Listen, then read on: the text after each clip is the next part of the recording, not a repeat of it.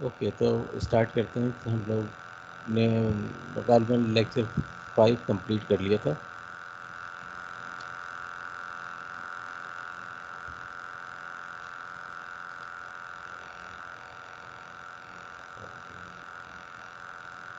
है ना, लेक्चर 5 हमारा कंप्लीट हो गया था और उस दिन क्लास जल्दी ख़त्म कर दी थी, तो आज लेक्चर 6 स्टार्ट करते हैं।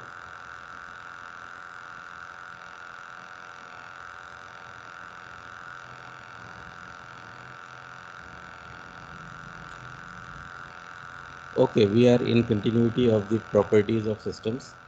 तो सिस्टम्स की हम लोग प्रॉपर्टीज़ की बात कर रहे थे। हम लोगों ने चेक किया था सिस्टम कॉजल है कि नहीं। हम लोगों ने चेक किया था सिस्टम टाइम इनवेरिएंट है कि नहीं, या शायद आज चेक करेंगे। बहरहाल आज की बात करते हैं कि सिस्टम की लीनियरिटी। हाँ, हम लोगों ने स्टेबिलिटी चेक की थी लास्ट टाइम। ओके, तो let's see what is the linearity. Linearity का मतलब है कि a system is linear if it has superposition property. Superposition नाम याद आया होगा आपको कि सर्किट थ्योरी के कोर्स में हम लोग इसको पढ़ते हैं, जब बहुत सारी सोर्सेज कनेक्टेड होती हैं किसी सर्किट में, और हमें किसी रजिस्टर के अक्रॉस वोल्टेज निकालना हो या किसी कंपोनेंट के थ्रू करंट निकालना हो, तो हम लोग सुपरपोजिशन अप्लाई करते थे, है ना। और क्या करते थे उसमें, वन बाय वन एक एक सोर्स को हम लोग एक्टिव करते थे, बाकी तमाम सोर्स को किल कर देते थे। यानी वोल्टेज सोर्स होती थी तो उसको शॉर्ट कर देते थे, और अगर करंट सोर्स होती थी तो उसको ओपन कर देते थे। एक वक्त में एक सोर्स को हम लोग कंसीडर करते थे और उसका इफ़ेक्ट देखते थे, जो हमारी इंटरेस्ट का पैरामीटर होता था। किसी रजिस्टर के थ्रू वोल्टेज मालूम करना हो या किसी रजिस्टर के थ्रू किसी कंपोनेंट के थ्रू करंट मालूम करना हो, तो हम लोग एक one by one sources apply करते थे। यहाँ भी कुछ ऐसे ही है, बहुत सिमिलर है। लीनियरिटी में सिस्टम्स की लीनियरिटी हम लोग चेक करते हैं कि अगर कोई एक सिग्नल हुए इनपुट एक्स ऑफ एन, किसी सिस्टम को अप्लाई किया जाए और वो आउटपुट जनरेट करे y one, input x one and it generates output y one. और कोई दूसरा इनपुट हो एक्स टू, अभी हम डिस्क्रीट की बात कर रहे हैं, यही बिल्कुल एप्लीकेबल है सीटी के लिए भी। दूसरा इनपुट अप्लाई करें उसी सिस्टम को और वो आउटपुट जनरेट करे वाई टू। अब लीनियरिटी इसमें कहाँ गई? अगर हम ये दोनों इनपुट्स x1 और x2 को आपस में ऐड करके जब अप्लाई करें, सिस्टम को अप्लाई करें, ये एरो सिस्टम को रिप्रेजेंट कर रहा है। अगर दोनों इनपुट्स को हम ऐड करने के बाद अप्लाई करें सिस्टम को, तो जो आउटपुट्स हैं जो थी इंडिविजुअल, वो भी उसी तरह ऐड हो जाएंगी। और अगर हमने किसी कांस्टेंट से मल्टीप्लाई किया होगा किसी इनपुट को, जैसे x1 को हमने a से मल्टीप्लाई किया, तो उसका इम्पैक्ट उसी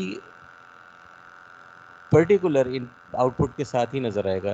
क्योंकि x1 को हमने a से मल्टीप्लाई किया तो उसके कॉरिस्पॉन्डिंग जो आउटपुट y1 थी वो भी a से मल्टीप्लाई हो गई। और अगर हमने किसी कांस्टेंट दूसरे कांस्टेंट से या सेम कांस्टेंट से अगर दूसरे इनपुट को मल्टीप्लाई किया तो उसके कॉरिस्पॉन्डिंग जो आउटपुट थी वो भी सेम कांस्टेंट से मल्टीप्लाई हो जाएगी, है ना। तो ये कहलाती है लीनियरिटी के इंडिविजुअल आउटपुट्स जो जनरेट होंगी इंडिविजुअल इनपुट्स के कॉरिस्पॉन्डिंग, अगर इनपुट्स को हम ऐड करके दें, अप्लाई करें, तो आउटपुट्स भी उसी तरह हमें इनके इंडिविजुअल्स का सम मिलेगी। और ए और बी ये जो कांस्टेंट्स हमने मल्टीप्लाई किए, ये इन जनरल कॉम्प्लेक्स भी हो सकते हैं। ज़रूरी नहीं कि रियल नंबर्स हों, बल्कि इनमें इमेजनरी पार्ट भी हो सकता है। It is also called superposition property. तो ये जो ऊपर लीनियरिटी है, इसको हम टाइटल दे सकते हैं सुपरपोजिशन प्रॉपर्टी का भी, लेकिन इन जनरल ये लीनियरिटी कहलाती है। अच्छा, ये जो सुपरपोजिशन प्रॉपर्टी है या लीनियरिटी, ये दो प्रॉपर्टीज़ का मजमूआ है। वो क्या? एक तो एडिटिविटी जो हम देख रहे हैं, अगर इनपुट्स आपस में ऐड हो रही हैं तो आपस में आउटपुट्स भी ऐड हो रही हैं। तो if the inputs are being added, then after the system outputs will also be added, the individual outputs. और एक ये जो हमने किसी कांस्टेंट से मल्टीप्लाई किया है, ये कहलाती है होमोजेनिटी। तो if before input before applying to the system, if input is multiplied by a constant, then after the system, after passing through the system, the output will also be multiplied by the same constant, where a can be, जैसे ऊपर हम लोगों ने कहा कि complex हो सकता है, where this number may be a complex number। ठीक है, तो इन एडिटिविटी और होमोजिनिटी को आपस में ऐड करें तो ये बनती है सुपरपोजिशन।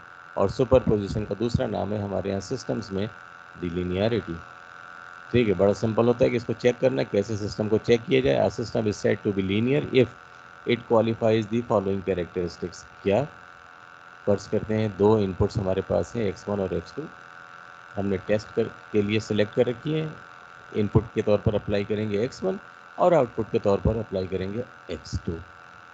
और सिस्टम को हम एक बड़ा जनरल अंदाज में स्पेसिफाई करते हैं, ये नहीं कहते कि ये एम्पलीफायर है या कंट्रोल्ड ऑसिलेटर है या समथिंग एल्स, बल्कि हम उसको बड़े जनरल अंदाज में रिप्रेजेंट कर रहे हैं कि ये उसका ट्रांसफ़र फंक्शन है, ये उसका बिहेवियर है, जो भी इनपुट देंगे अपने बिहेवियर के मुताबिक ये आउटपुट जनरेट कर देगा।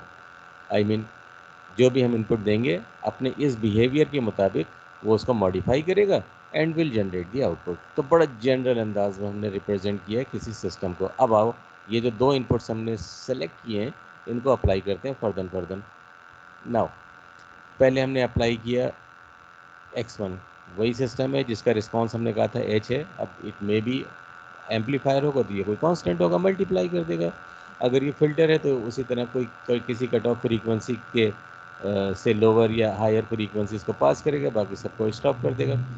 बहरहाल हमने उस सिस्टम को अप्लाई किया एक सिग्नल इनपुट के तौर पर जो हमने सेलेक्ट किया था x1। इसके कॉरिस्पॉन्डिंग जो आउटपुट है, अब देखिए इनपुट हमने x1 दिया, इसने अपने हिसाब से मॉडिफाई किया और आउटपुट बना दी y1। जनरल रखिए, अभी कुछ परेशान ना हो कि ये साइनोसॉइड है कि एक्सपोनेंशियल है कि कांस्टेंट है। जनरल हमने एक इनपुट दिया सिस्टम को, जनरल उसने आउट अपने बिहेवियर के मुताबिक आउटपुट जनरेट कर दी। अब दूसरा वाला इनपुट अप्लाई कर दें, दूसरा वाला इनपुट अप्लाई किया उसी सेम सिस्टम को जिसका रिस्पांस वही है, सेम सिस्टम है। और अब x2 अप्लाई करने पर इसने अपने बिहेवियर के मुताबिक मॉडिफाई करके y2 बना दिया। अब हम क्या करें कि इनपुट के तौर पर ये दोनों ऐड करने के बाद अप्लाई करें। Now let's the system is excited यानी being inputted with x1 plus x2। ये रहा वही सेम सिस्टम है। अब उसको हम जो इनपुट दे रहे हैं ना वो इन दोनों को ऐड करके दे रहे हैं। वो जो हमने दो टेस्ट सिग्नल्स बना लिए थे, फर्ज करो ये एक साइन वेव था 50 किलोहर्ट्ज़ का, ये एक साइन वेव था 1000 किलोहर्ट्ज़ का। तो ये हमने इंडिविजुअल अप्लाई किए थे और अब हम इन दोनों साइनसॉइड्स को आपस में ऐड करने के बाद अप्लाई कर रहे हैं उसी सेम सिस्टम को। तो अब ये जो हमने ऐड करके अप्लाई किया है अब इसके मुताबिक ये मॉडिफाई करेगा और जनरेट करेगा एक जाहिर है तीसरी आउटपुट y ऑफ n। ये y1 था, ये y2 था, ये y है। अब सिस्टम लीनियर कब होगा? जब if the system is linear then ये जो हमने दोनों सिग्नल्स को ऐड करने के बाद अप्लाई किया है उस पर जो रिस्पांस आएगा और वो जो रिस्पांस इंडिविजुअल इनपुट्स पर थे, ये दोनों इंडिविजुअल इनपुट्स थी, इन पर जो रिस्पांस थे उनके सम। यहाँ अगर सम है तो यहाँ भी सम ही होगा भाई, यहाँ अगर डिफरेंस है बीच में तो यहाँ भी डिफरेंस ही होगा। बहरहाल हमने क्योंकि ऐड करने के बाद अप्लाई किया था, जो इंडिविजुअल आउटपुट्स थे ये दोनों h of x1 h of x2 यानी y1 और y2, अगर ये दोनों सेम हो इसके यानी ऐड होने के बाद अगर ये दोनों सेम हो इसके, जब हमने इनपुट्स ऐड करने के बाद अप्लाई किया था, तो इसका मतलब है सिस्टम हमारा लीनियर है। बहुत आसान टेस्ट है, लोग भूल जाते हैं लेकिन हम लोग भूलेंगे नहीं। तो ज़रा एक न्यूमेरिकली चेक करते हैं, और चेक नहीं करना बल्कि सर ने टाइम बचाने के लिए ये एक्सरसाइज सॉल्व एग्जांपल्स हैं, इसको ज़रा देख लेना बुक में। एक्सरसाइज 1.17 ये सॉल्व एग्जांपल्स है, एक्सरसाइज नहीं बल्कि एग्जांपल है। 1.17 y of t is equal to t times x t, क्या ये लीनियर है कि नहीं, उसी तरह टेस्ट करेंगे। कोई जनरल इनपुट देंगे पहले x1, उसके मुताबिक आउटपुट देखेंगे क्या y1 बनती है, फिर x2 देंगे y2 आउटपुट, और फिर ऐड करने के बाद अप्लाई करेंगे।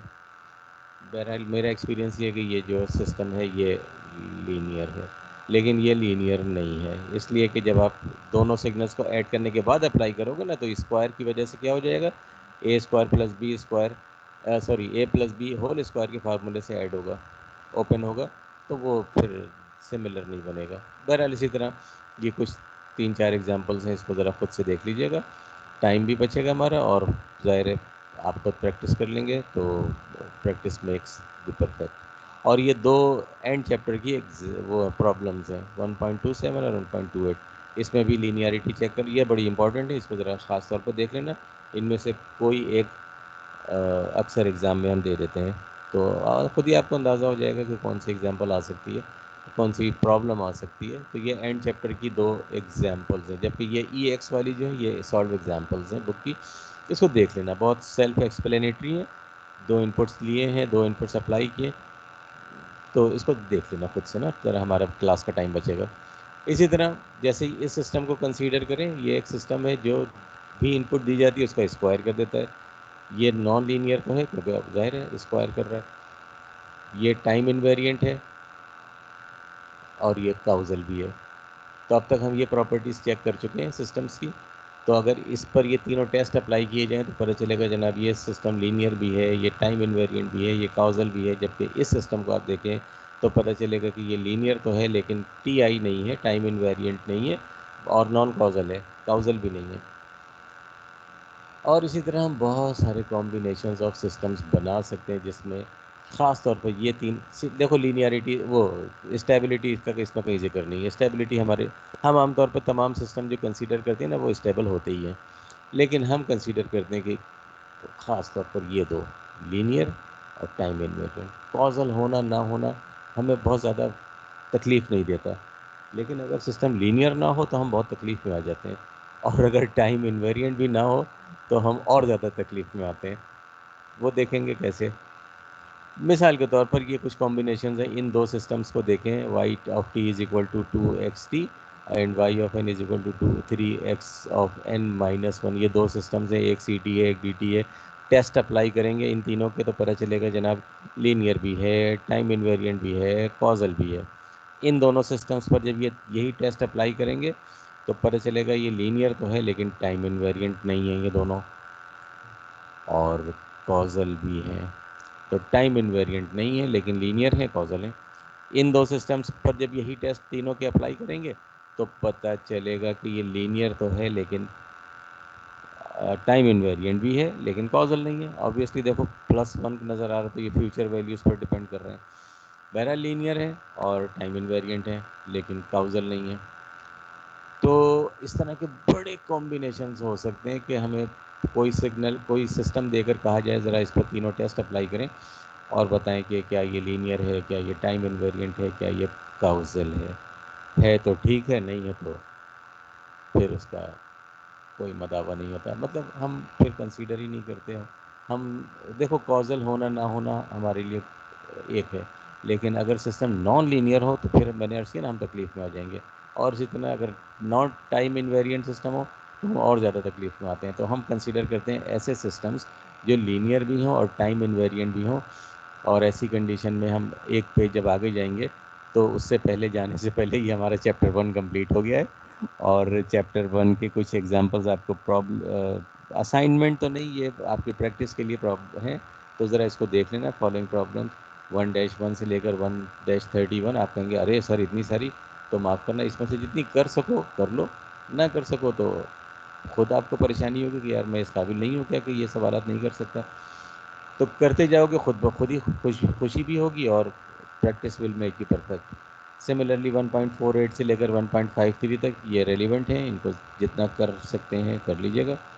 और शॉम सीरीज़ मैंने अर्ज़ किया था कि बड़ी वंडरफुल बुक होती है किसी भी कोर्स के लिए सपोर्टिंग मटेरियल के तौर पर। इसमें बहुत सारी प्रॉब्लम्स हैं, तो 19 ऑनवर्ड जितनी भी प्रॉब्लम है चैप्टर 1 की, जितनी कर सकते हैं, टाइम हो, दिल लगे तो करते रहिएगा, थोड़ी थोड़ी करके, एक एक दो दो करके आपस में ग्रुप वाइज मशवरा करते हुए, तो बहुत अच्छा होगा। वरना मुझे क्या तकलीफ़ में तुम ही लोग आओगे। तो अल्लाह ना करे कोई मेरा स्टूडेंट तकलीफ़ में है, लेकिन ये कि प्रैक्टिस जितना आप करते रहेंगे उतना the practice will make you perfect. ठीक है। हाँ, तो मैं कह रहा था पिछले पेज पर मैं जाता हूँ। ये 3 टेस्ट ऐसे हैं जिनमें से हम इंटरेस्टेड होते हैं कि सिस्टम टाइम इन्वेरिएंट हो और और लीनियर हो, तो ऐसे सिस्टम्स को हम कंसीडर करते हैं लीनियर टाइम इन्वेरिएंट सिस्टम। तो ये एक कैरेक्टरिस्टिक हम कंसीडर कर लेते हैं जिसमें लीनियरिटी भी है और टाइम इन्वेरिएंसी भी है। तो ऐसे सिस्टम को हम कहते हैं टाइम इन्वेरिएंट सिस्टम, जो लीनियर भी हो, जो टाइम इन्वेरिएंट भी हो। और यकीन करें कि इस पूरे कोर्स में हमारा जो टारगेट होता है वो यही क्लास होती है, क्लास ऑफ सिस्टम्स होती है कि वो लीनियर भी हो और टाइम इन्वेरिएंट भी हो। स्टेबल ऑब्वियसली होगा, हम ऐसा कोई सिस्टम स्टडी करेंगे ही नहीं कि जिसको हम बाउंडेड इनपुट दें और वो बाउंडेड आउटपुट ना दें, या हम उसको अनबाउंडेड आउटपुट दें और वो बाउंडेड आउटपुट प्रोवाइड करें। तो स्टेबिलिटी को तो छोड़ दें। फिर मैंने अभी अर्ज़ किया पिछले पेज पर कि काउजैलिटी से भी हमें कोई फ़र्क नहीं पड़ता, तो हमें फ़र्क पड़ता है मेरे भाई लीनियरिटी से और टाइम इनवेरिएंसी से। आइए बिस्मिल्लाह। A system is satisfying both linearity and time invariance property. जो इन दोनों प्रॉपर्टीज़ को सेटिस्फाई करे वो लीनियर टाइम इनवेरिएंट सिस्टम होता है, और इन शॉर्ट हम उसको कहते हैं LTI। तो हम तो ये कंसीडर करेंगे कि भाई हमें जो भी सर ने सिस्टम दिया है वो LTI है, यानी वो लीनियर भी है और टाइम इनवेरिएंट भी है। वरना सर खुद कहेंगे कि यार ज़रा चेक कर लो, तो इसमें मुझे शुबा है कि ये लीनियर नहीं है, ये टाइम इनवेरिएंट नहीं है। लेकिन अगर नहीं कहा है और सिस्टम दिया है कि लो भाई ज़रा इसको एनालाइज तो करो, तो आप आंख बंद करके इस बात पर ईमान रखेंगे कि वो लीनियर भी है और टाइम इनवेरिएंट भी है। अच्छा, आगे चलते हैं। LTI systems are mathematically easy to analyse. बहुत आसान होता है इनको एनालाइज करना एंड कैरेक्टराइज, इनको कैरेक्टराइज करना, इनकी कैरेक्टरिस्टिक्स को एनालिसिस करना, और कंसीक्वेंटली इजी टू डिज़ाइन। और हमें फ्रॉम द स्क्रैच अगर कोई सिस्टम डिज़ाइन करना हो तो हम कोशिश करते हैं कि वो सिस्टम LTI हो, लीनियर भी हो और टाइम इनवेरिएंट भी हो, क्योंकि इसको डिज़ाइन करना बड़ा आसान होता है। और क्यों आसान होता है, ये उसका रीज़न है highly useful signal processing algorithms have been developed utilising this class of systems. बहुत सारे, सैकड़ों नहीं, हज़ारों नहीं, लाखों से शायद उससे भी ज़्यादा, करोड़ों से एल्गोरिदम्स ऐसे अवेलेबल हैं जो इस क्लास ऑफ सिस्टम्स को, LTI सिस्टम्स को मद्देनज़र रखते हुए या इसको यूटिलाइज़ करते हुए डिज़ाइन किए गए हैं। तो हम आमतौर पर कंसीडर करते हैं कि हमारे तमाम सिस्टम्स लीनियर भी हैं और टाइम इनवेरिएंट भी हैं। ठीक है, तो इनको डिज़ाइन करना भी बड़ा आसान है, इनको एनालाइज करना भी बड़ा आसान है। इनकी कैरेक्टरिस्टिक्स निकालने को कहा जाए कि यार इसकी ज़रा प्रिडिक्ट करनी है आउटपुट क्या होगी। तो जैसे एक एम्पलीफायर है, उसका गेन अगर हमें पता चल जाए, फॉर एग्जांपल उसका गेन 2 हो, तो अब आपसे कहा जाए यार इसको मैंने 3 वोल्ट देना है, बताओ आउटपुट क्या होगी, तो उसके गेन से जस्ट मल्टीप्लाई करना है। ऐसे ही LTI सिस्टम्स को की आउटपुट को प्रिडिक्ट करना बड़ा आसान होता है। वरना अगर सिस्टम लीनियर ना हो, टाइम इनवेरिएंट हो, तो नहीं, फिर हम नहीं यूज कर सकते। यह सिस्टम लीनियर तो हो लेकिन टाइम इनवेरिएंट ना हो, तो फिर हम प्रेडिक्ट नहीं कर सकते यार इसकी आउटपुट क्या होगी। और they possess super position theorem. Ultimate ये रीज़न ये है, इस कैरेक्टरिस्टिक और सेकंड और थर्ड की रीज़न ये है कि इसमें सुपर पोजिशन थ्योरम अप्लाई होती है। They possess super position theorem. Linear system, फिर मैं सिर्फ याद दहानी के लिए, सिर्फ याद कराने के लिए, लीनियरिटी कैसे चेक करते हैं। लीनियरिटी ऐसे चेक करते हैं एक नज़र में कि अगर हमारे पास 2 इनपुट्स हैं, हम उनको ऐड करने के बाद अप्लाई करें तो जो आउटपुट आती है, या हम उसी सिस्टम, वही उसी सेम सिस्टम को अगर हम इंडिविजुअल इनपुट्स अप्लाई करें और जो आउटपुट्स आ रही हैं उनको ऐड कर दें। अगर तो ये दोनों बराबर हो जाएं, सेम हो, एक जैसी हो, सिमिलर हो, तो इसका मतलब है सिस्टम लीनियर है। इसी बात को हम लोगों ने डिफरेंट अंदाज में कहा था, यहाँ सिर्फ एक पेज पर लाना था।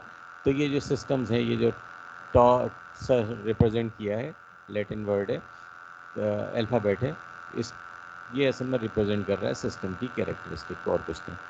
तो लीनियरिटी चेक करने के लिए हम लोगों ने जैसे टेस्ट किया था, पहले हम लोगों ने इंडिविजुअल इनपुट्स अप्लाई की थी, आउटपुट्स कलेक्ट कर ली थी, फिर उसके बाद दोनों इनपुट्स को ऐड करने के बाद अप्लाई किया था और आउटपुट कलेक्ट कर ली थी और चेक किया था ये दोनों सेम है, तो हमने कहा था सिस्टम लीनियर होगा। और टाइम इनवेरिएंसी का सादा तरीन देखो मतलब ये है कि अगर हमारे पास कोई सिस्टम है जिसका ये ट्रांसफ़र फंक्शन है, कैरेक्टरिस्टिक है, बिहेवियर है, अगर हम उसको कोई इनपुट देते हैं x(t), तो आउटपुट मिलती है हमें y(t), साइनोसॉइड हो, एक्सपोनेंशियल हो, जैसी भी हो, ये इनपुट देने पर आउटपुट ये मिलती है। अब अगर इसको हम थोड़ा सा डिले करके अप्लाई करें,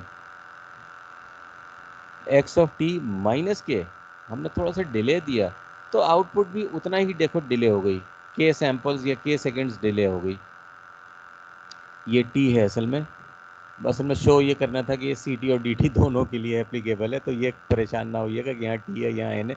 ये बेसिकली यहाँ T कंसीडर कर लें या यहाँ N कंसीडर कर लें, बात एक ही है, वो DT और CT में। बहरहाल जितना इनपुट को हमने डिले किया उतना ही आउटपुट भी डिले हुआ है। ये इसको टी बराबर बना लीजिएगा क्योंकि हमने यहाँ टी वेरिएबल यूज़ की।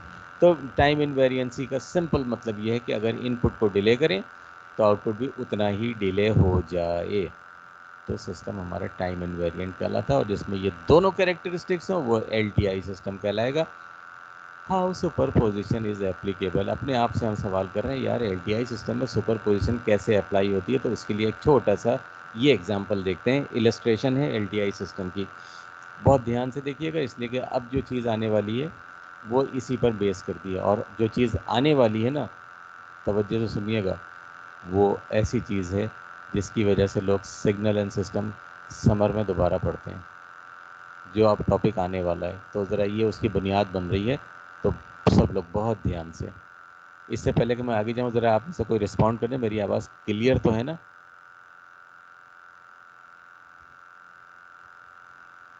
Yes sir.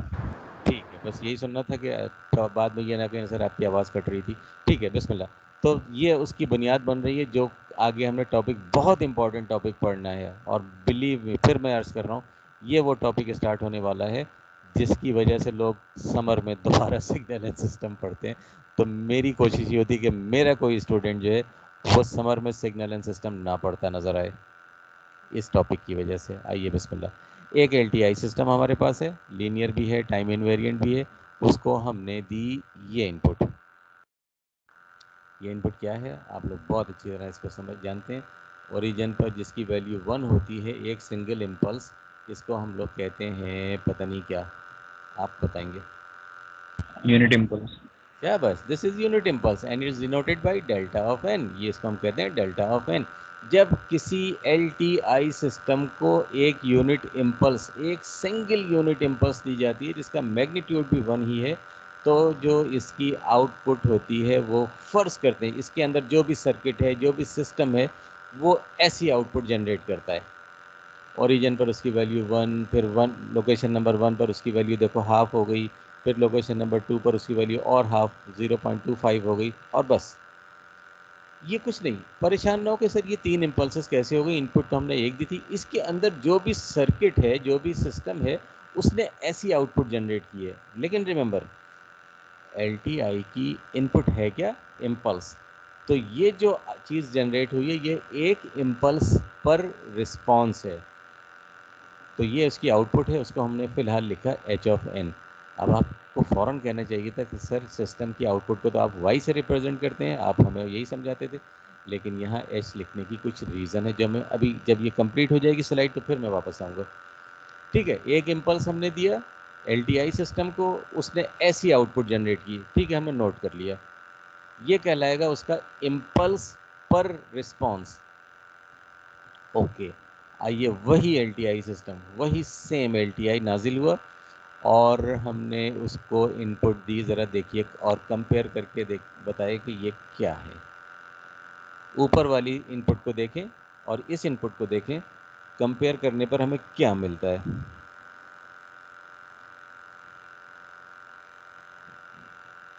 Sir magnitude double हो गया।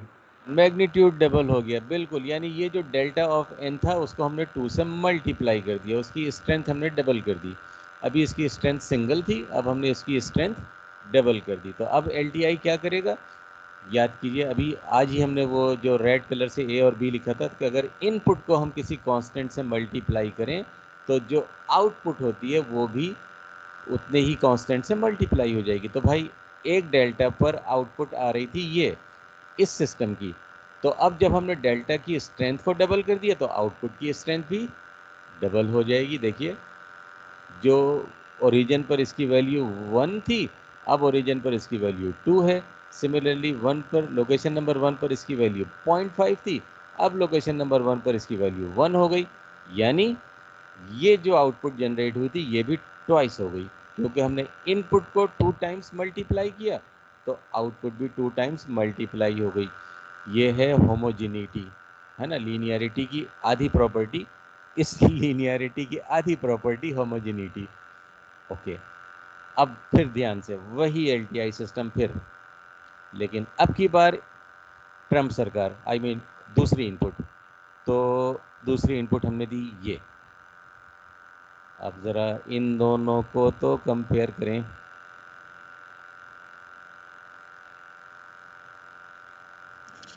सर डिले हो डिले शिफ्ट हो गया। एक सैंपल डिले, बिल्कुल सही कहा आपने। एक सैंपल हमने, ये अभी ओरिजिन पर था, वो मैग्नीट्यूड सेम है, इस वक्त भी मैग्नीट्यूड 2 है, लेकिन हमने इसको एक सैंपल डिले कर दिया। यानी यहाँ अगर लिखना चाहें तो पता नहीं अल्फा बीटा गामा ईटा जीटा पता नहीं क्या लिखेंगे, आप बता दें क्या लिखेंगे।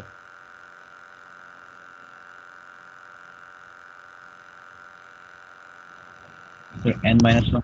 2 alpha n minus 1। 2 delta n minus 1, बिल्कुल सही कहा, ये एक्सलेंट।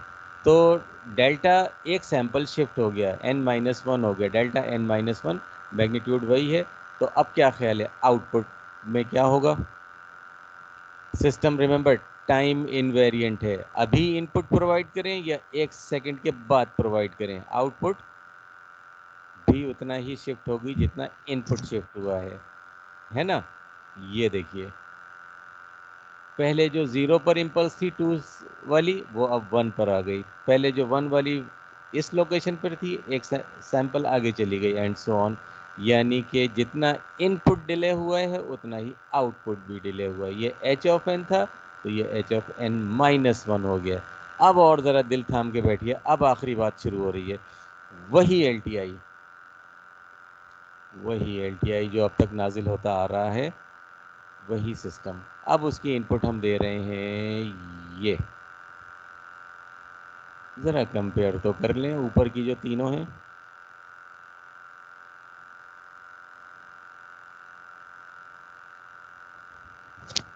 ऐड हो गई सर। ये दोनों ऐड हो गई, बिल्कुल। सेकंड और थर्ड वाली हमने आपस में ऐड की है, यानी 2 डेल्टा ऑफ एन और 2 डेल्टा ऑफ एन माइनस 1, इन दोनों को हमने, बिल्कुल आपने सही कहा, इनको हमने ऐड किया है। ये वाली इम्पल्स ये रही और ये वाली इम्पल्स ये रही, और सिस्टम तो हमारा है लीनियर, तो इसके अंदर एडिटिविटी भी होगी। यानी अगर हमने दो इनपुट्स आपस में ऐड की हैं तो इनके कॉरिस्पॉन्डिंग ये जो दोनों आउटपुट्स हैं ये भी आपस में ऐड होंगी, क्योंकि सिस्टम लीनियर है ना। तो इसका मतलब है इन दोनों को देखिए, अब जब हम ऐड करेंगे यानी ये इनपुट अप्लाई करेंगे तो एल सिस्टम पर लाजिम है, उसके ऊपर फ़र्ज़ है कि वो ये आउटपुट जनरेट करे। चेक करते हैं मेरे भाई। 0 पर इसकी वैल्यू 0, लेकिन 0 पर इसकी वैल्यू है 2, तो 2 प्लस 0 इज़ 2। ये देखिए ओरिजिन पर इसकी वैल्यू 2, लोकेशन नंबर 1 पर इसकी वैल्यू है 1, और लोकेशन नंबर 1 पर इसकी वैल्यू है 2, तो 1 प्लस 2 इज़ 3। तो ये देखिए लोकेशन नंबर 1 पर इसकी वैल्यू है 3 इन दोनों के दरमियान। सिमिलरली लोकेशन नंबर 2 पर इसकी वैल्यू है इसकी आधी 0.5, और लोकेशन नंबर 2 पर इसकी वैल्यू है ये वाली 1, तो ये 1.5, तो ये यहाँ कहीं इन दोनों के दरमियान आ रही है ये वाली। और इसी तरह इस पर इसकी वैल्यू 0 है, इस पर इसकी वैल्यू 0.5 है, तो ये 0.5।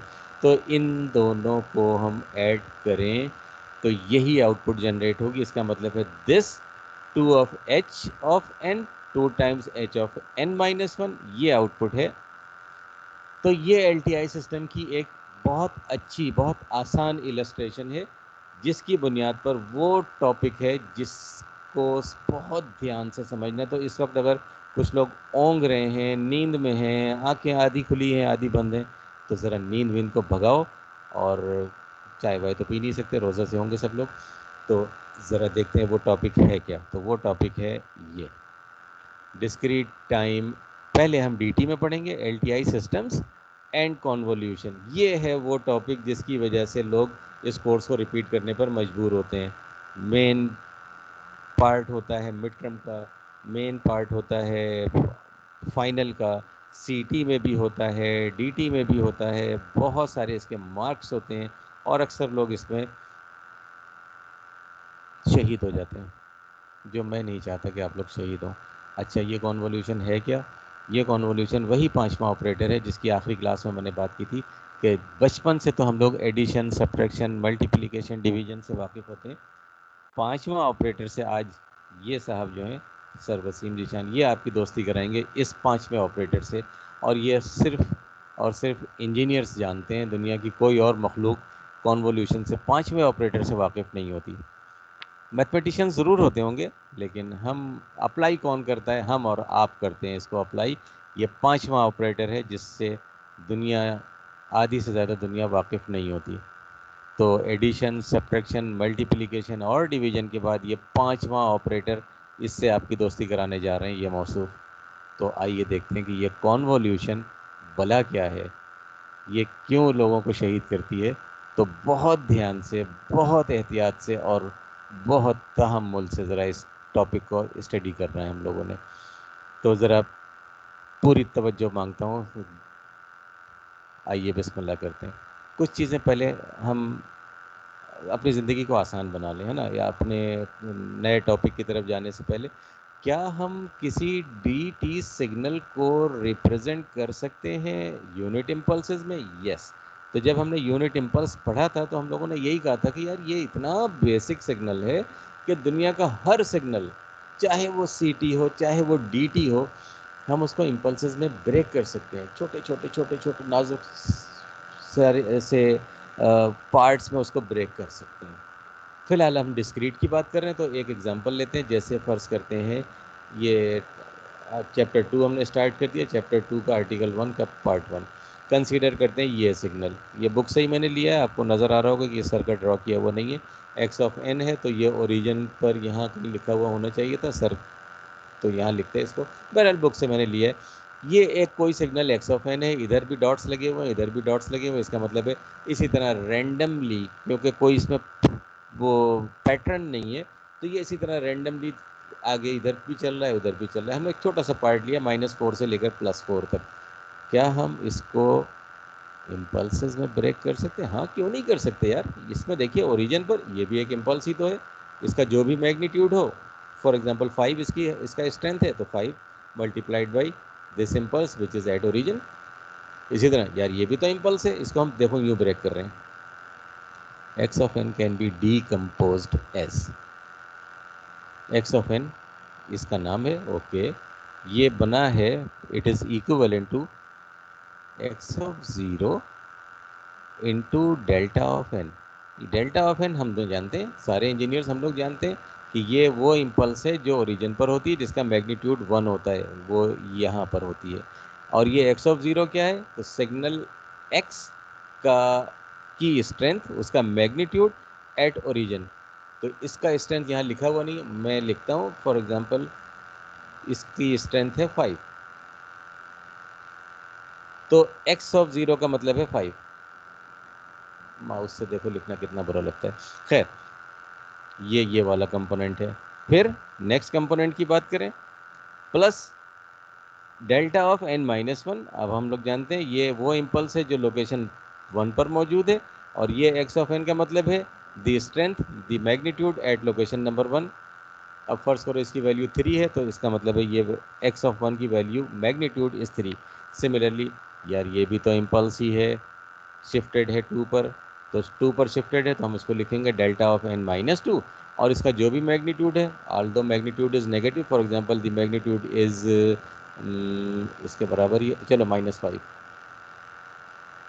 तो इसका मतलब है ये एक्स ऑफ 2 की वैल्यू -5 हो गई। ये वाला कंपोनेंट है।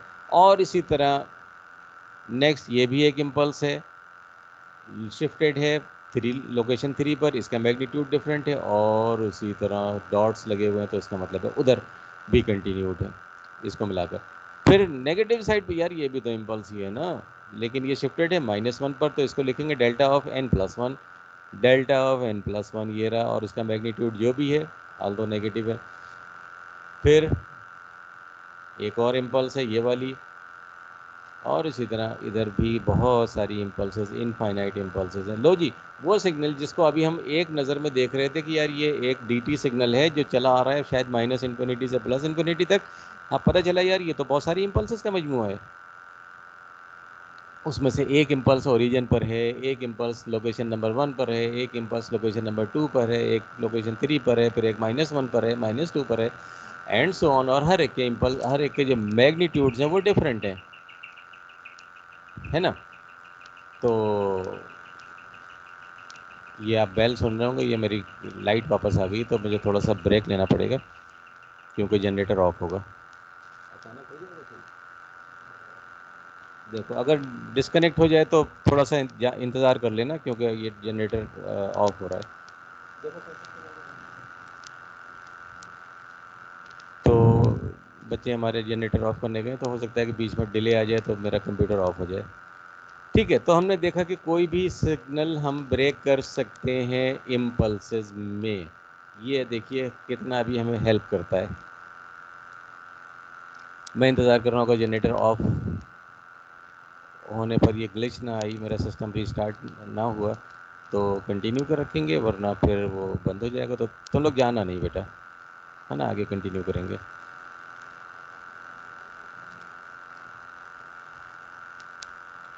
वो अक्सर ऐसा होता है कि इलेक्ट्रिक पर स्विच करते हुए ना वो ऑफ हो जाता है।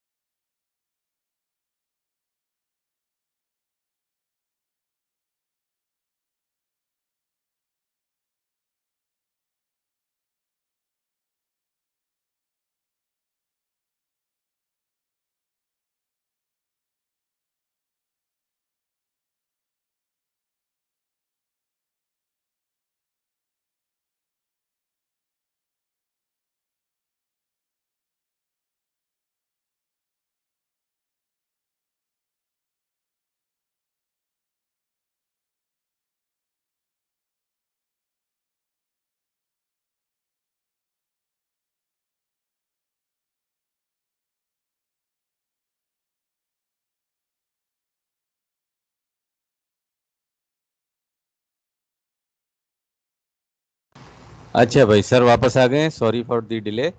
ये जनरेटर स्टार्ट होने में थोड़ा सा, आई मीन बंद करने में और फिर कंप्यूटर स्टार्ट होने में थोड़ा टाइम लग गया। खैर, आइए हम लोग वापस वहीं चलते हैं जहाँ से तो हम लोग बात कर रहे थे कि किसी भी सिग्नल को हम ब्रेक कर सकते हैं उसके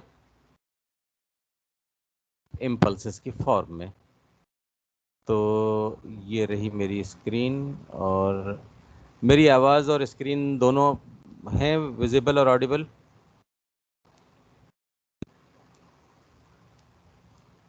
Yes. Yes, sir. ओके मेरा बच्चा, बस तो वहीं से आगाज़ कर रहे हैं जहाँ से हम बात ख़त्म हुई थी। तो हम लोगों ने ब्रेक कर लिया था किसी भी सिग्नल को उसके कंपोनेंट्स में, उसके यूनिट इम्पल्सेस में। ठीक है, तो ये डायग्राम जो हमारे चैप्टर नंबर 2 में है, हमारी टेक्स्ट बुक में पेज नंबर 76 पर, तो उस पर देख सकते हैं। और उसको पूरे तफसील से जो अल्फाज मैंने कहे हैं वही उसने अंग्रेज़ी में। तो writing this summation in more compact form, इसको यार इस तरह लिखना, ये माइनस इन्फिनिटी से प्लस इन्फिनिटी तक, ज़रा इसको कॉम्पैक्ट फॉर्म में अगर लिखें तो देखिए हम लोग कह सकते हैं एक्स ऑफ के, ये हम लोग रिप्रेजेंट कर रहे हैं उसके मैग्नीट्यूड्स को। कभी ये एक्स ऑफ 0 है, कभी एक्स ऑफ 1 है, एक्स ऑफ 2 है, इसका मतलब है ये this is the magnitude only. और ये क्या है, ये सारे यूनिट इम्पल्सेस हैं, यूनिट इम्पल्स हैं लेकिन शिफ्टेड हैं। कभी के की वैल्यू है, फॉर एग्जांपल जैसे यहाँ पर -1 है तो माइनस ऑफ माइनस मिलकर प्लस हो जाएगी, है ना, माइनस ये वाला और ये माइनस इसकी लोकेशन का, ये +1 हो जाएगा, तो this is x of n+1। इसी तरह जैसे इसके लिए बात करें तो लोकेशन नंबर 3 पर, तो ये हो जाएगा delta of n-3।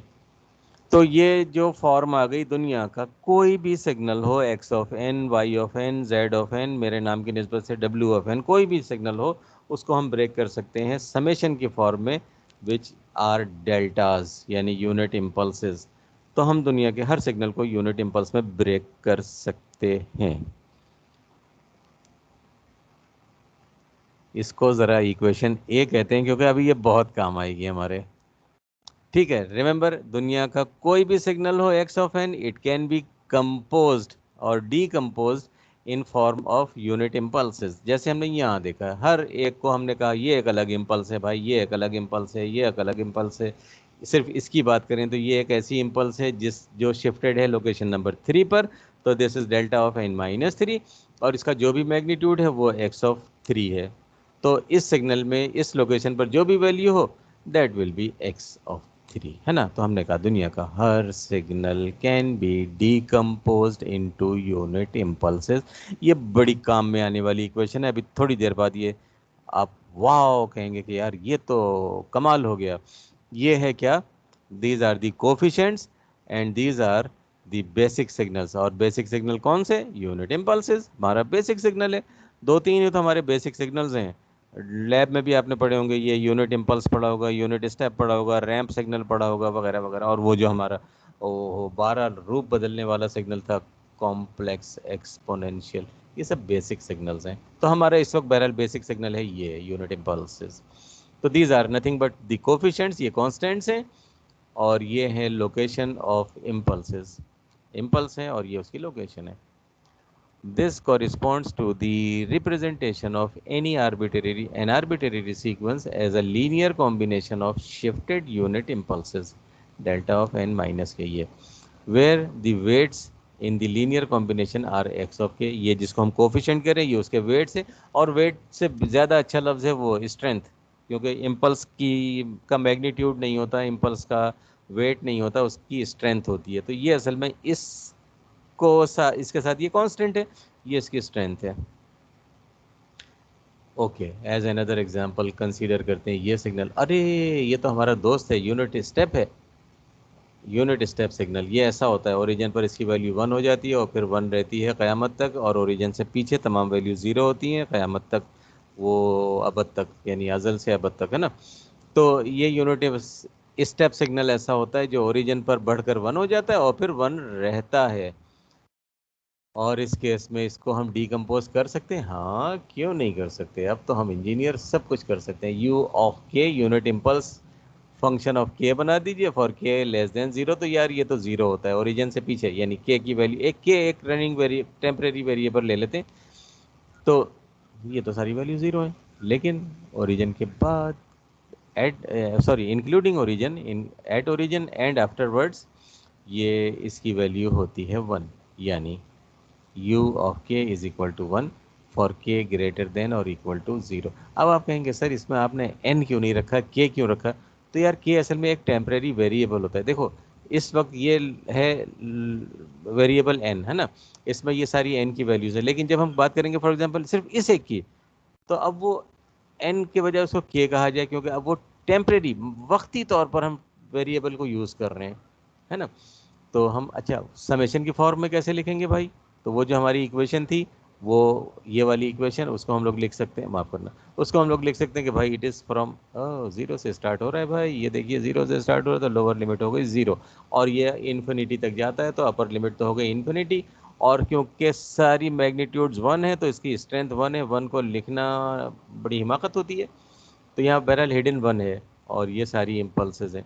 Low ji, unit step, और याद करो वो जो 4 रिलेशनशिप हम लोगों ने देखे थे यूनिट स्टेप और यूनिट इम्पल्सेस के, ये एक रिलेशनशिप ही तो है कि unit step is summation of unit impulses from zero to infinity. वो 4 रिलेशनशिप याद अगर हैं आपको तो उनमें से ये एक है ना। तो ये 0 से लेकर इन्फिनिटी तक ये तमाम यूनिट इम्पल्सेस को आप जमा कर लें तो वो बन जाता है यूनिट स्टेप। ये वाला unit step is of x of n is unit step. तो हमने अभी तक कॉन्वोल्यूशन यानी वो जो जहनों में परेशानी है ना, उससे पहले हमने सिर्फ इतना किया है कि हम दुनिया के हर सिग्नल को उसके इन पार्ट्स में ब्रेक कर सकते हैं, यानी यूनिट इम्पल्सेस में ब्रेक किया जा सकता है। Equation A is called shifting property. ये गलती से ऐसा नहीं है कि यहाँ एच जो है वो मिसिंग है, ये शिफ्टिंग प्रॉपर्टी नहीं है, it is called shifting property. तो वो जो मैंने कहा था ना वाव वाली कंडीशन, वो ये है कि दुनिया का हर सिग्नल इस इम्पल्सेस की फॉर्म में ब्रेक किया जा सकता है, और यही property unit step unit impulse की शिफ्टिंग प्रॉपर्टी कहलाती है कि by using a large number of unit impulses with different magnitudes, ये डिफरेंट मैग्नीट्यूड्स इनको आप जमा कर लें तो वो कोई भी सिग्नल जनरेट किया जा सकता है जो आप चाहते हैं। ठीक है, therefore discrete time unit impulse can be used to construct any dt signal। ज़्यादा इसको और बोल्ड करें, any पर ज़्यादा जोर है, कोई सा भी dt सिग्नल जनरेट किया जा सकता है यूनिट इम्पल्सेस को मिलाकर। नाउ कंसीडर करते हैं एक D T L T I system. बस ज़्यादा दूर नहीं जाएंगे क्योंकि हो सकता है आज कॉन्वोल्यूशन का आगाज़ ना हो सके। अच्छा ही है, एक नया टॉपिक है, नई क्लास से स्टार्ट हो। लेकिन बहरहाल ज़रा देखो, एक D T L T I system है, discrete time linear time invariant system है। उसको हमने इनपुट दी है, ये general input x of n दी, तो भाई उसकी आउटपुट जो है वो वाई ऑफ एन कहलाएगी। वही हमारा कन्वेंशन है, इनपुट एक्स तो आउटपुट वाई। कंसीडर करते हैं एक ऐसा केस जिसमें इनपुट जो है वो यूनिट इम्पल्स हो, खटा। ये unit impulse is now delta. Now अब क्या है, इनपुट जो है वो इम्पल्स है और जो आउटपुट होगी वो इम्पल्स पर रिस्पॉन्स कहलाएगा। रिमेंबर, इम्पल्स उर्दू में कहेंगे इम्पल्स पर रिस्पॉन्स, इम्पल्स पर उसका बिहेवियर, लेकिन शॉर्ट फॉर्म में उसको हम कहेंगे इम्पल्स रिस्पॉन्स, यानी इम्पल्स पर प्रोड्यूस होने वाला रिस्पॉन्स, उस पर रिस्पॉन्ड कैसा कर रहा है, एक इम्पल्स को कैसा रिस्पॉन्ड करता है एलटीआई सिस्टम, वो कहलाता है उसका इम्पल्स रिस्पॉन्स। और उसको हम हमेशा रिप्रेजेंट करते हैं एच ऑफ एन से। तो वो किसी ने सवाल नहीं किया था, सर वो वाई ऑफ एन को आपने एच ऑफ एन क्यों लिखा था, वो जो अभी एल टी आई जो हमने 4 एल टी आई इस तरह नाजिल किए थे। तो उसका रीज़न ये है कि भाई जब एल टी आई सिस्टम की इनपुट डेल्टा होती है, input is delta, then output is called impulse response as and is denoted by h of n, yani the output will be h of n if the input is delta and impulse, फिर दोहरा रहा हूँ ध्यान से, if the input of an LTI system is an impulse then the output of an LTI system is called impulse response and is denoted by h of n, यानी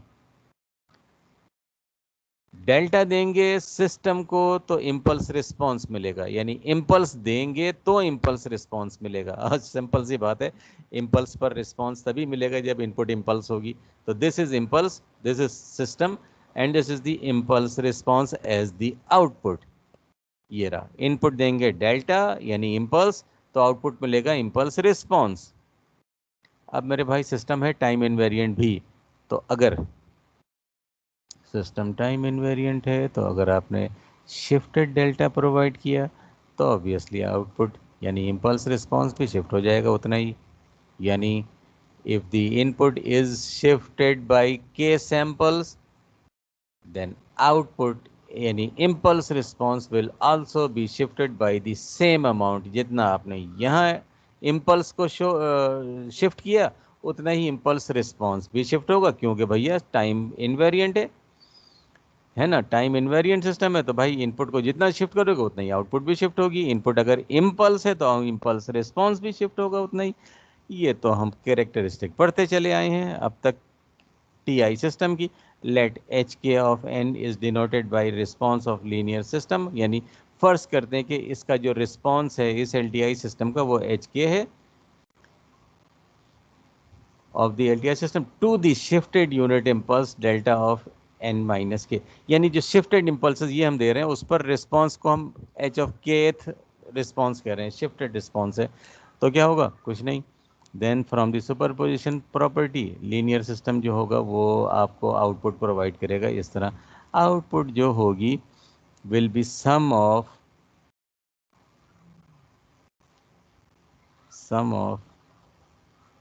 impulse response, वो जो input था ये वाला kth input हम लोगों ने कहा था ना एच के, यानी इसको हम लोग रिप्रेजेंट एच के से कर रहे हैं, ये रहा शिफ्टेड इम्पल्स रिस्पॉन्स, और ये उनके मैग्नीट्यूड्स हैं। तो वही जिस तरह कोई भी से, अब हमने क्या किया, आउटपुट को रिप्रेजेंट किया है इम्पल्स रिस्पॉन्स की फॉर्म में। रिमेंबर, ये इनपुट है एच ऑफ के, एक एक इम्पल्स के की वैल्यू वो 0 1 2 3 4 5 -1 -2 वगैरह, ये उसका रिस्पॉन्स है, दोनों को मल्टीप्लाई कर रहे हैं, लेकिन मल्टीप्लाई करने के बाद सम भी कर रहे हैं, तो आउटपुट जनरेट हो रही है।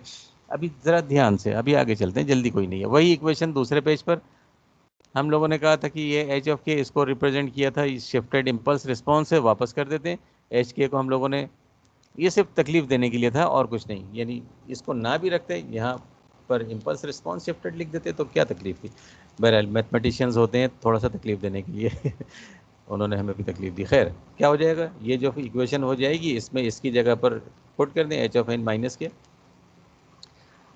अब थोड़ा ध्यान दो इस इक्वेशन पर, ये है आउटपुट किसकी, एलटीआई सिस्टम की, ये है इनपुट किसका, एलटीआई सिस्टम का, ये है इम्पल्स रिस्पॉन्स, लेकिन कमबख्त शिफ्टेड भी है और पर मैंने ब्रेक लगाया है जो अभी थोड़ी देर के बाद मैं बात करने वाला हूँ। तो बहरहाल ये इनपुट है, ये इम्पल्स रिस्पॉन्स है, ये आउटपुट है, इसका मतलब है आउटपुट जो है वो इन दोनों का फंक्शन हो गया। इसका मतलब बहुत आसान अल्फाज में ये है कि अगर हमने आउटपुट प्रेडिक्ट करनी है किसी एलटीआई सिस्टम की, तो हमें उसका एक इम्पल्स के ऊपर रिस्पॉन्स मालूम होना चाहिए। ये इम्पल्स रिस्पॉन्स ही तो है ना, एच, वन सिंगल इम्पल्स के ऊपर उस सिस्टम का रिस्पॉन्स। और ये जो इक्वेशन हमारे सामने आई है यही असल में कॉन्वोल्यूशन की इक्वेशन है। The result is referred as the convolution sum और सुपरपोजिशन सम, और शॉर्ट फॉर्म में कॉन्वोल्यूशन। कॉन्वोल्यूशन ये वही पांचवा ऑपरेटर है मेरे भाई, कौन सा, जिसको कोई दुनिया नहीं जानती सिवाय इंजीनियर्स के या मैथमेटिशियंस के। कॉन्वोल्यूशन ये दुनिया का पांचवा मैथमेटिकल ऑपरेटर है, and the operation on the right hand side is known as convolution। ये जो ऑपरेशन है जिसमें मल्टीप्लिकेशन भी है, जिसमें शिफ्टिंग भी है, जिसमें मिररिंग भी नज़र आएगी आपको, और फिर इनके बाद समेशन भी नज़र आएगा, इन पांचों को चारों को ऐड करने के बाद जो ऑपरेशन बन रहा है असल में ये कॉन्वोल्यूशन है। कॉन्वोल्यूशन एक बाकायदा तस्लीम शुदा पांचवा मैथमेटिकल ऑपरेटर है, and we will represent the operation convolution, operation of convolution symbolically, जैसे कि आगे जाने की इससे पहले, जैसे कि मल्टीप्लिकेशन के लिए ये हम सिंबल इस्तेमाल करते हैं, डिवीजन के लिए ये सिंबल इस्तेमाल करते हैं या ये इस्तेमाल करते हैं, इसी तरह समेशन के लिए इसे इस्तेमाल करते हैं, सब्ट्रैक्शन के लिए ये इस्तेमाल कर रहे हैं। तो यार कॉन्वोल्यूशन का भी एक सिंबल है, जाना माना है, दुनिया भर उसको जानती है, और वो है ये एस्टेरिक। ये जो आपके कीबोर्ड के ऊपर नंबर 8 के ऊपर जो निशान होता है ना, हम लोग इसको मल्टीप्लिकेशन ही लेते आए हैं अब तक, असल में भाई ये कॉन्वोल्यूशन है। मल्टीप्लिकेशन तो एक्स होता है, ये क्रॉस होता है, और क्रॉस इस कीबोर्ड पर कहीं नहीं होता।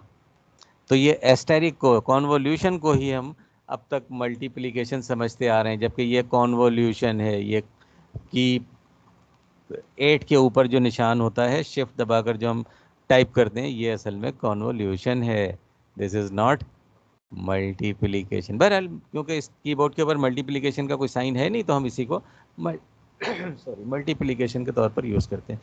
ये है कॉन्वोल्यूशन, और ये कॉन्वोल्यूशन पांचवा ऑपरेटर दो फंक्शंस के दरमियान होता है। एक्स ऑफ एन भी एक फंक्शन है, एक्स ऑब्वियसली तो इनपुट है, और ये भी एक फंक्शन है जो कि इम्पल्स रिस्पॉन्स है। इन दोनों के दरमियान जब हम कॉन्वोल्यूशन परफॉर्म करते हैं तो हमें सिस्टम की आउटपुट मिलती है। अब मैं समराइज कर रहा हूँ सारी बकवास को, वो ये कि if you have to find the output of an LTI system, system must be linear and time invariant, then the output will be determined by convolution. This is convolution. तो ये कॉन्वोल्यूशन कैसे करते हैं, ये क्या होता है, क्या इसमें जस्ट मल्टीप्लाई करते हैं, क्या इसमें डिवाइड करते हैं, क्या इसमें शिफ्ट करते हैं, मिरर करते हैं, वो सब इस इक्वेशन को हम जब इस्तेमाल करने जाएंगे अगली क्लास में। आज का टाइम यही कंप्लीट होता है। तो this is convolution and remember, बहुत ध्यान से जाते जाते सर का आखिरी जुमला सुनते जाइए कि the convolution is the process to find the output of an LTI system if input and impulse response is known. तो अगर हमें किसी सिग्नल सिस्टम का इनपुट पता हो और उसका इम्पल्स रिस्पॉन्स मालूम हो तो हम आउटपुट बहुत आसानी से निकाल सकते हैं। जैसे एम्पलीफायर की आउटपुट तो आप निकाल सकते हैं मल्टीप्लिकेशन बाय गेन, है ना। ऐसे ही सिस्टम को LTI होना ज़रूरी है मेरे भाई। सिस्टम लीनियर भी हो और टाइम इनवेरिएंट भी हो, तब ये इक्वेशन कॉन्वोल्यूशन की अप्लाई होती है, वरना नहीं। तो convolution is the process to find the output of an LTI system if impulse response is known. तो ये जो इक्वेशन हमारे सामने आई थी, ये असल में कॉन्वोल्यूशन की इक्वेशन है। Note that equation be express the response of an LTI system, response से मुराद output, response of an LTI system to any arbitrary input x of, ये रही हमारी इनपुट, in terms of systems response to the unit impulse. ये इसकी term में output पता चलती है हमें, मगर ज़रूरी है कि सिस्टम LTI हो। LTI होना शर्त है। अगर सिस्टम लीनियर ना हो तो ये इक्वेशन नहीं लगेगी, अगर सिस्टम टाइम इनवेरिएंट ना हो तो ये सिस्टम नहीं अप्लाई होगी। तो ये इक्वेशन इस्तेमाल होती है सिर्फ LTI के लिए। आज के लिए इतना ही काफ़ी है। तो आखिर में देखें शायद कोई जुमला रह गया, हाँ इसको कंप्लीट करते। For from this we see that an LTI system is completely characterized by its response to a single signal, namely its response to the LTI system, to the unit impulse, and it is called impulse response. तो मेरे भाई अगर आपको system का impulse, एक single impulse के ऊपर response पता है तो आप दुनिया के हर सिग्नल के लिए उसकी आउटपुट निकाल सकते हैं। अब ये तुम्हारा मेरा वॉइस सिग्नल हो सकता है, ये कोई साइनोसॉइड हो सकता है, ये कोई एक्सपोनेंशियल हो सकता है, ये कुछ भी सिग्नल हो, अगर आप जानते हैं कि सिस्टम का एक इम्पल्स पर रिस्पॉन्स ये है तो दुनिया के किसी भी सिग्नल के लिए आप आउटपुट निकाल सकते हैं, जो हम अगली क्लास में यहाँ से स्टार्ट करेंगे। डिस्क्रीट ज़्यादा आसान है, तो डिस्क्रीट टाइम कॉन्वोल्यूशन से हम लोग यहाँ से आगाज़ करेंगे। This slide number is 17। तो अगली क्लास में आप बताएंगे कि सर स्लाइड नंबर 17 से हम आगाज़ करेंगे। ठीक है, 25 बस होने को है तो मेरा लेक्चर यहाँ कंप्लीट होता है। तो आप लोगों की अटेंडेंस आपके सामने डाउनलोड कर लेता हूँ मैं। ये मैंने, आप देखिए, डाउनलोड की अटेंडेंस और मेरे पास आ गई मेरे PC में डाउनलोड्स के, ये वाली आपकी है।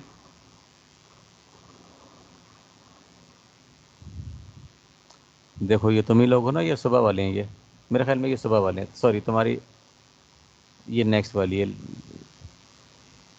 सुबह सेक्शन B की भी क्लास ली थी, ये आप लोग हैं। तो इन तमाम लोगों की हो गई अटेंडेंस। ठीक है, तो कोई सवाल हो तो सर हाजिर हैं, वरना शायद तुम लोगों की भी क्लास है, मेरी तो खैर क्लास नहीं है। तो आज के लिए इतना काफ़ी है, फिर नया टॉपिक स्टार्ट करेंगे। और बहुत इंपॉर्टेंट, जो लोग इस वक्त नहीं भी हैं बेटा, उनको देखो इस वक्त आप लोग हो माशाल्लाह 31, वो आधी से ज़्यादा क्लास।